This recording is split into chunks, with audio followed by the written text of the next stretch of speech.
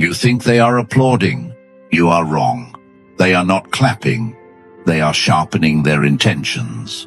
There is a critical error in your operating system, a glitch that civilization has programmed into you since birth. You believe that success is meant to be seen. You believe that if you win, you should show the trophy. You believe that visibility equals power.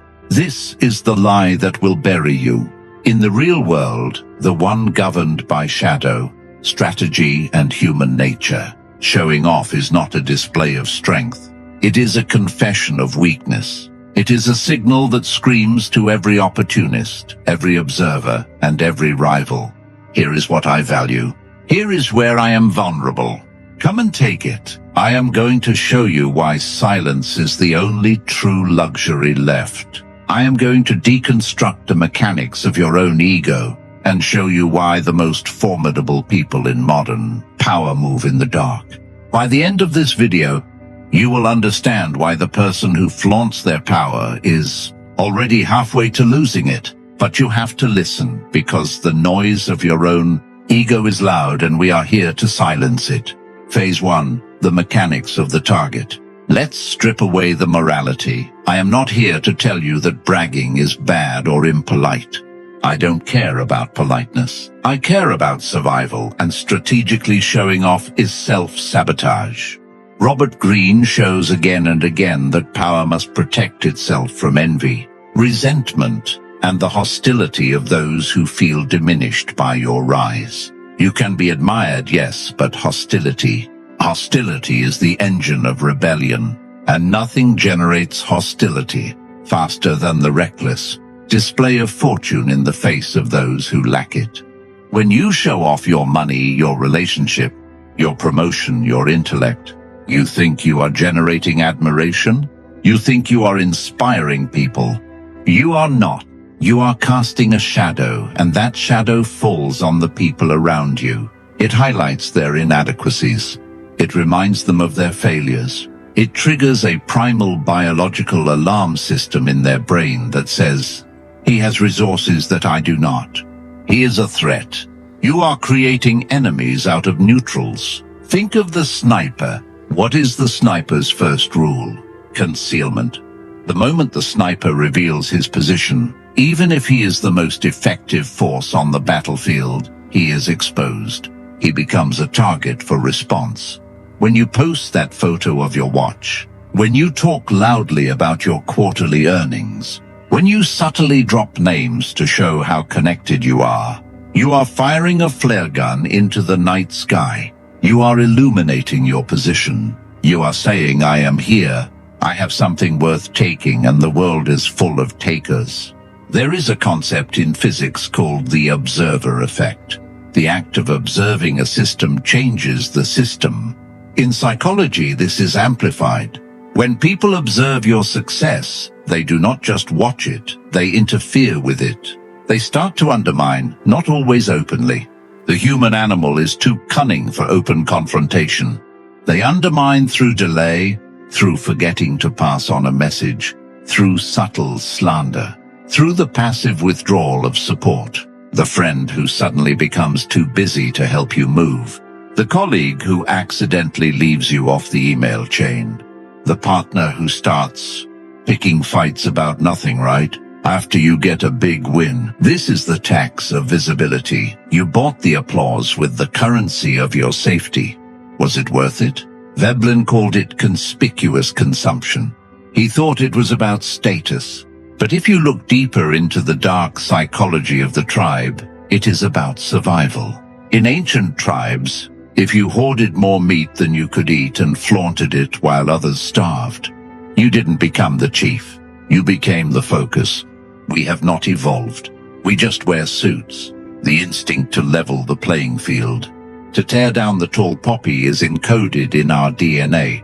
So ask yourself, why are you painting a target on your back? Do you crave the dopamine of a like so much that you are willing to risk the stability of your real life? Silence is camouflage. In a world where everyone is screaming, "Look at me," the person who stays in the shadows is invisible. And because they are invisible, they are safer. They can maneuver. They can reposition. They can act. And no one sees them coming until it is too late.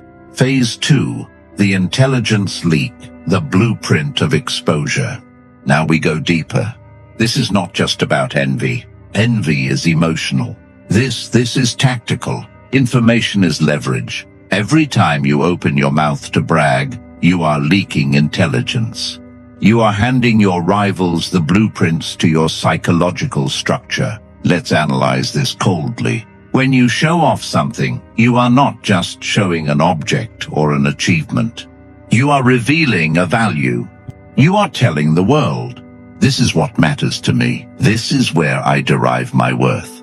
If you brag about your money, you are telling me that your security is tied to your bank balance. If I want to pressure you, I don't target your family. I pressure your finances. I pressure your reputation. I threaten a lawsuit. I know exactly where you will feel it the most.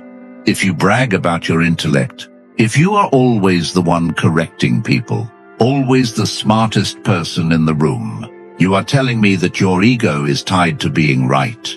If I want to break your composure, I don't need to outsmart you. I just need to embarrass you publicly. I need to frame you as incompetent. You will collapse because I struck the pillar that holds up your self-esteem. Do you see? You are giving me the codes to your downfall. Robert Greene repeatedly emphasizes the strategic value of concealment, of never fully revealing your intentions or emotional architecture. Why? Because if I know what you love, I can use it against you. If I know what you fear, I can weaponize it. When you are constantly broadcasting your life, you are stripping yourself of armor. You are exposed in a room full of people wearing armor. There is a reason the most powerful people in the world, the truly powerful, not the influencers renting Lamborghinis, are often the quietest. They are ghosts. You don't know where they live. You don't know who they are dating. You don't know what their next move is. They operate in a vacuum of information. And because you know nothing about them, you cannot manipulate them. You cannot predict them. You cannot trap them. But you are easy. You posted your location. You posted your plans. You posted your complaints. You posted your wins. I can build a psychological profile of you in 10 minutes just by scrolling through your feed. I know you seek validation from authority figures. I know you are insecure about your background. I know you have a temper when your intelligence is questioned. I understand your pattern, and I haven't even said a word to you yet. This is the danger of the open book philosophy. Society tells you to be authentic, to share your truth, to be vulnerable. Society wants you weak. Authenticity is not the same as overexposure. You can be real without being reckless. You can be honest without being defenseless. The outlier understands the value of the fog.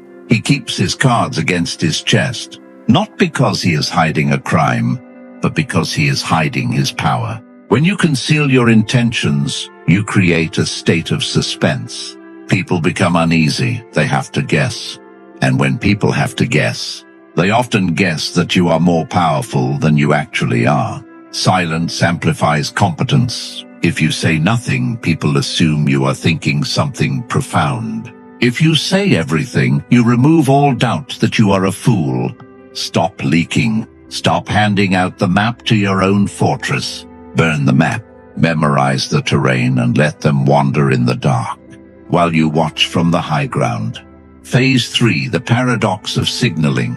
The imposter's scream. Let's talk about the signal. In biology, there is a principle called handicap principle. A peacock grows a massive, colorful tail. It is heavy. It makes him slow. It makes him easy to catch by predators. Why does he do it?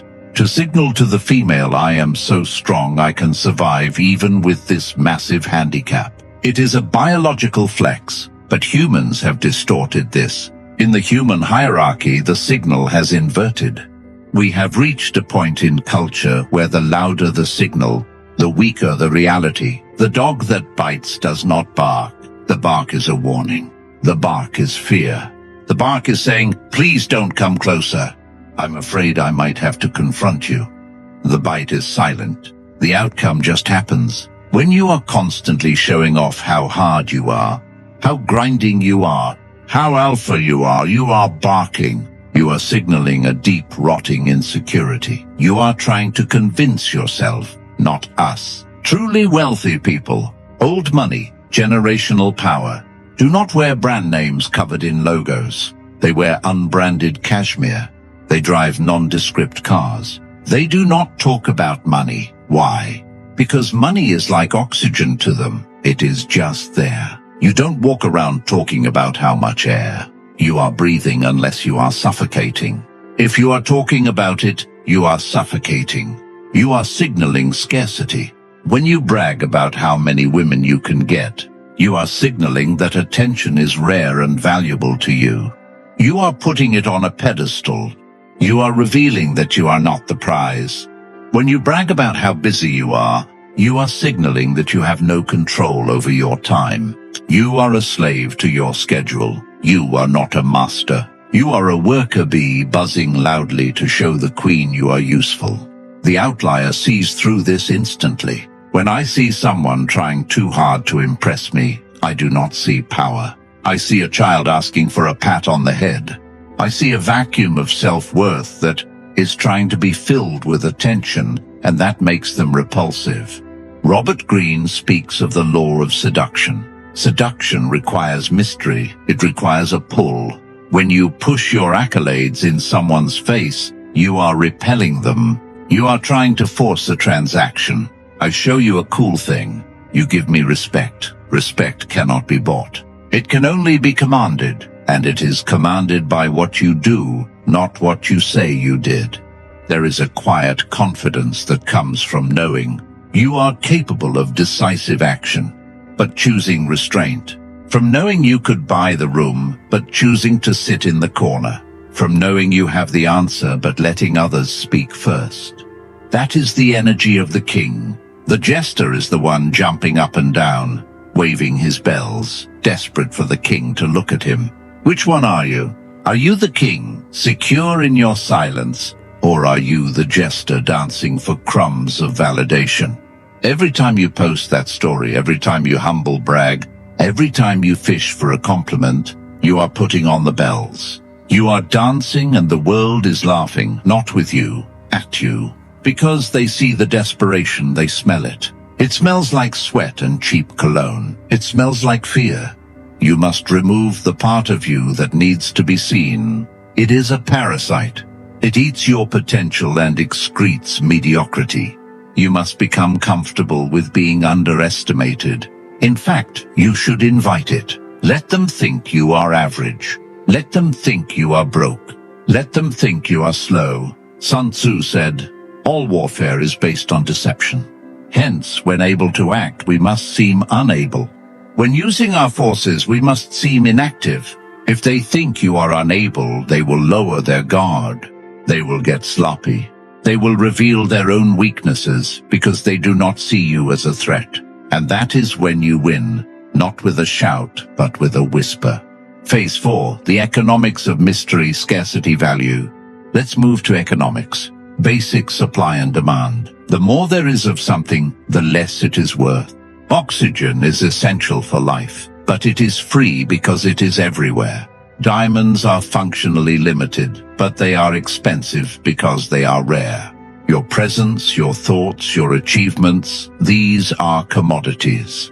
When you flood the market with your thoughts, when you post every waking moment, when you tell everyone everything, you are inflating the currency of you.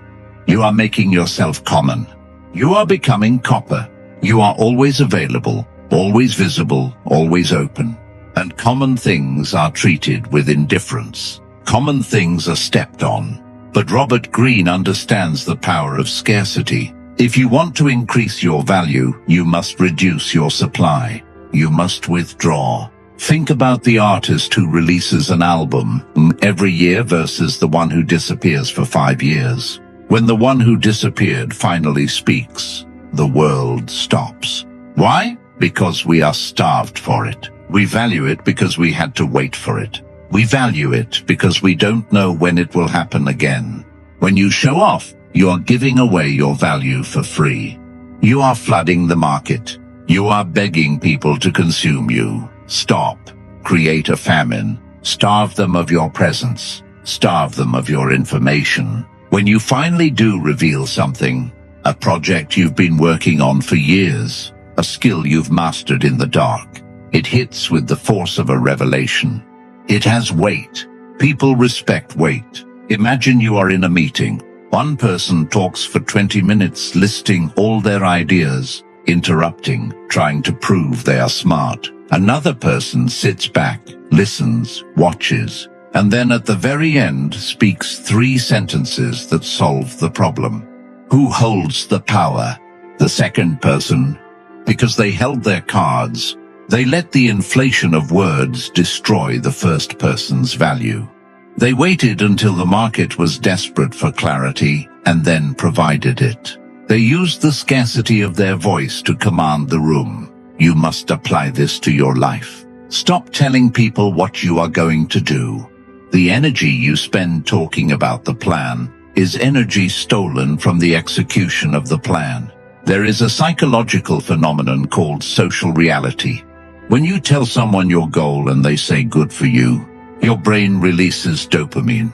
It feels the satisfaction of the achievement before you have actually achieved it. You tricked your brain. You got the reward without the work. And because you already got the reward, your drive to do the actual work dies. You talked your dream to death. Silence preserves the tension. Silence keeps the pressure cooker sealed. That pressure is what drives the engine. If you open the valve to whistle and show off steam, the engine stops. Keep the valve shut. Let the pressure build. Let it become intense. Let it drive you forward with a force that terrifies you. Do not trade your potential for a cheap hit of dopamine from a stranger. Do not trade a diamond for a penny. Be rare, be scarce. Be the gold coin in a pile of copper. Phase 5, the master and the slave, the validation trap. We have to confront the darkest truth of all, the hierarchy. When you show off, you think you are asserting dominance. You think you are the master, but look closer at the dynamic. Who is performing? You. Who is judging? Them. The performer is the subordinate. The judge is the superior. When you brag, you are submitting an application. You are saying, please look at this. Please tell me it is good. Please tell me I am good. You are handing them the gavel. You are placing yourself on trial. This is the ultimate reversal of the laws of power. Law 1 says never outshine the master. But in this scenario, by trying to outshine everyone, you make everyone your master. You make the collective opinion of the mob your god. You become a slave to their reaction. If they applaud, you feel high. If they ignore you, you crash. If they criticize you, you spiral. Your emotional state is no longer under your control. It is outsourced to the whims of people you don't even respect. Is that power? Is that the alpha mindset? No, that is servitude. The true master does not need the validation of the crowd. The lion does not turn to the sheep and ask, did I perform well today? The lion eats. The lion sleeps. The opinion of the sheep is irrelevant to the existence of the lion. To be truly mentally untouchable, you must break this chain. You must dismiss the audience. You must reach a point of internal solidity, where your own assessment of your actions is the only one that registers. I did this well. I did this poorly. That is it. The moment you look sideways to check if anyone saw you do it, you have lost. You have reintroduced the weakness. You have invited the parasite back in. This is why Robert Greene warns against building your identity on the unstable emotions of the crowd. The crowd that cheers for you today can turn against you tomorrow. Do not build your house on the sand of their praise. Build it on the rock of your own discipline. When you stop showing off, you reclaim your sovereignty. You take back the strings. You stop dancing. And when you stop dancing, people stop looking at you as entertainment. They start looking at you as an entity, a force. They may not like you. They may not understand you, but they will respect you because they realize you do not need them. And in a world of needy, desperate, loud people, the person who needs nothing is the one who owns everything. Phase 6, the law of the gray man, strategic mediocrity. We are not done. We have diagnosed the sickness. Now we must engineer the cure. In the world of intelligence, CIA, MI6, Mossad, there is a concept known as the gray man. The gray man is the most effective operative in the field. Not because he is the strongest, not because he has the biggest tool set, but because you do not remember him. He enters the room, extracts the information, and leaves. If you ask the people in that room to describe him, they would struggle. Average height, brown hair, nothing special. He is a ghost in the machine.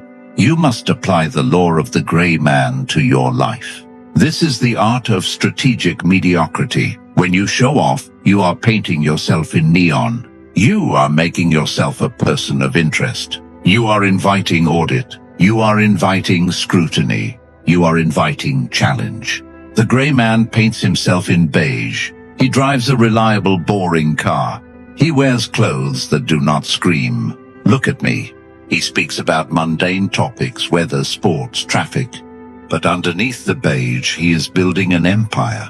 His bank account is compounding in silence. His mind is sharpening in silence. His network is expanding in silence. Why does he do this? Because he knows that obscurity is security.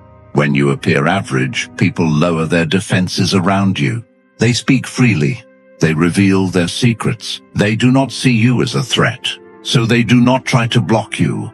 Imagine you are in a negotiation. If you walk in wearing a $50,000 watch and a custom suit, the other side immediately thinks he has money. I need to charge him more. I need to be careful. But if you walk in looking like a tired mid-level manager, they relax.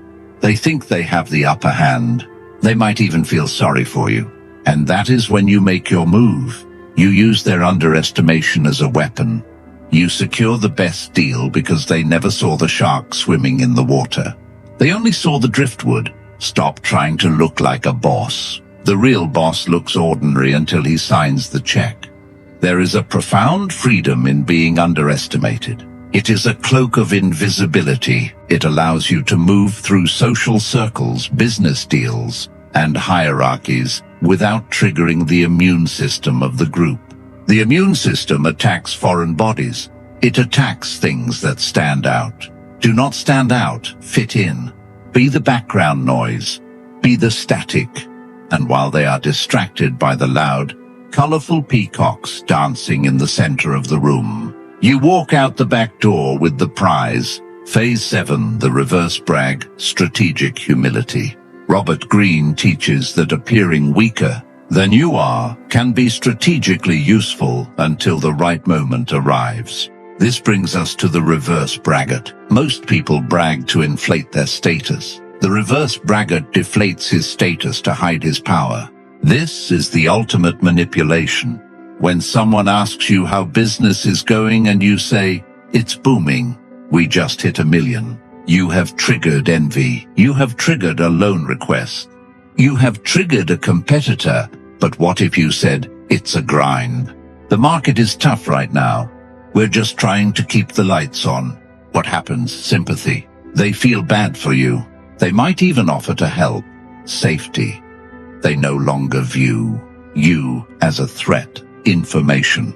Because they think you are struggling, they might share their own struggles, giving you valuable intel on their weaknesses. You have gained 3 tactical advantages by simply hiding your win. This is not lying. This is information control. You are under no obligation to provide a full and accurate financial report to your neighbor, your cousin, or your Instagram followers. Sun Tzu said, "Appear weak when you are strong, and strong when you are weak." If you are strong and you appear strong, you are just a target. If you are strong and you appear weak, you are a trap. Be the trap. Let them lecture you. Let them give you advice. Let them think they are smarter than you. Nod, smile, take notes. Feed their ego, starve your own, and then when the time comes to execute, when the promotion is on the line, when the deal is closing, when the confrontation happens, you make your move. The shock of your competence will paralyze them. They will not be able to process it. But I thought he was struggling. I thought he didn't know what he was doing. The cognitive dissonance will break their OODA loop. Observe, orient, decide, act. They will freeze. And while they are frozen trying to reconcile the loser, they thought you were with the winner. You just revealed yourself to be. You have already won. Use humility as a mask, not because you are humble, but because you are strategic. Phase 8, the physics of hate, the evil eye. We must touch on something darker now, something that borders on the spiritual, though it is deeply rooted in psychology. Every culture in history has a name for it. The Greeks called it Bascania, the Romans invidia. In the East, Nazar, the evil eye, the belief that a gaze of envy can physically affect you. You might be a person of science. You might think this is superstition, but analyze it through the lens of energy and psychology. When thousands of people direct negative energy, jealousy, and I hope he fails thoughts toward you, does it have zero effect? Even if you don't believe in metaphysics, believe in the subconscious. When you know you are being watched by hateful eyes, you change. You become paranoid. You become stiff. You start second-guessing yourself. You feel the weight of the expectation. This is the physics of hate. Envy is a heavy isotope. It radiates toxicity. When you show off, you are inviting this radiation into your life. You are opening the door and saying, "Please come in. Please judge me." Why would you do that? Why would you want to swim in a pool filled with sharks? There is a reason why lottery winners often go bankrupt, get divorced, or suffer tragic collapses within years of winning. It is not just bad money management. It is the crushing weight of the envy of everyone they know. The friends who sue them, the family who guilt them, the strangers who target them. They showed the trophy and the tribe turned against them.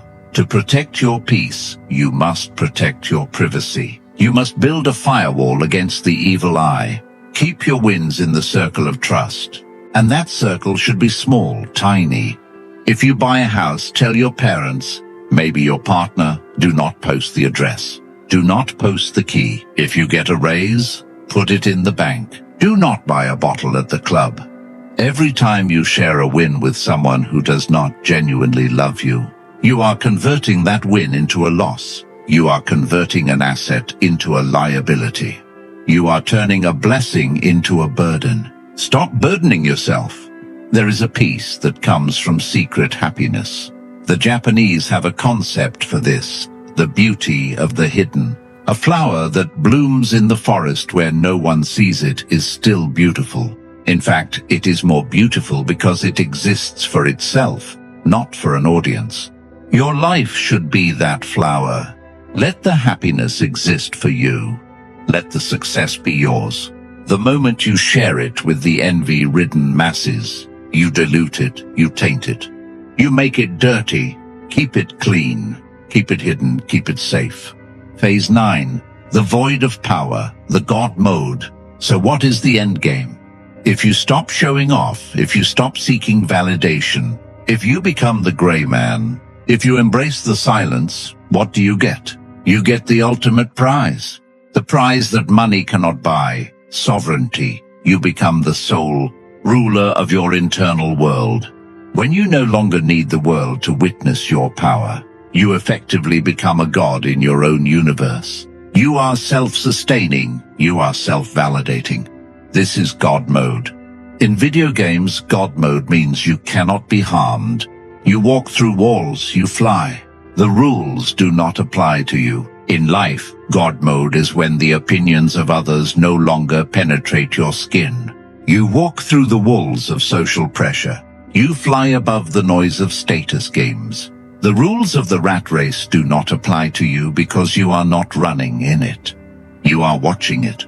You see the rats running. You see them competing with each other for a piece of cheese.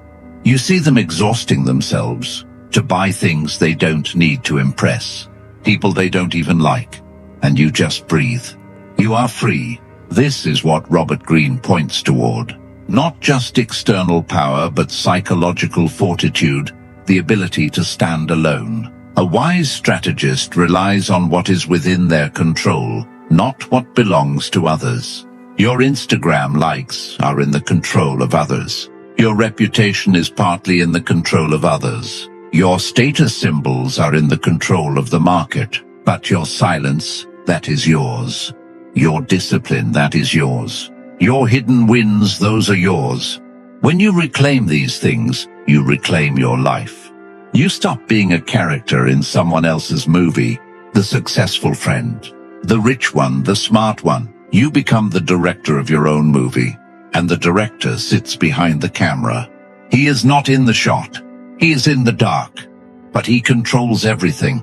Be the director. Stop fighting for screen time. Let the actors dance.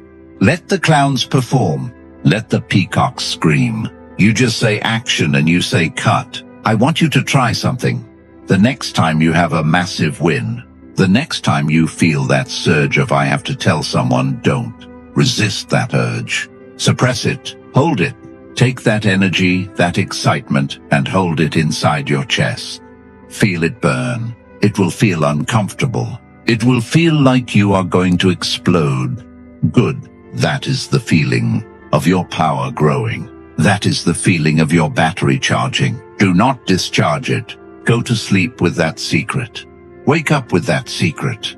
Walk through your day knowing you have a nuclear reactor in your chest that no one knows about. Watch how it changes your walk.